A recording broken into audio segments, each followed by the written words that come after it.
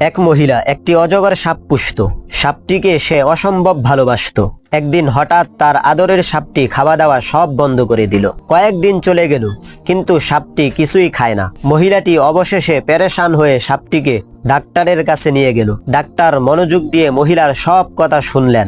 তারপর বললেন, সাপটি রাতে আপনার সাথে ঘুমায়, তারপর আস্তে আস্তে আপনার কাছে ঘেঁষে এবং চারদিক থেকে আপনাকে মুড়িয়ে ধরে। মহিলাটি আশ্চর্য হয়ে বললেন, স্যার, আপনি কিভাবে জানলেন?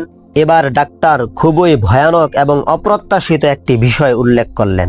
ম্যাডাম, সাপটি আপনাকে জড়িয়ে ধরে চারপাশ থেকে মুড়িয়ে ধরে, এর কারণ হচ্ছে সে আপনার মাপ নিচ্ছে। খাওয়া দাওয়া এই জন্য বন্ধ করেছে যাতে তার পেট কিছুটা খালি হয় আর সে আপনাকে সহজেই হজম করতে পারে। বন্ধুরা, চারপাশে আপনার হয়তোবা এমন অনেক মানুষ রয়েছে যাদের আপনি অসম্ভব ভালোবাসেন, কিন্তু তাদের প্রধান ইচ্ছাই হলো আপনার ক্ষতি সাধন।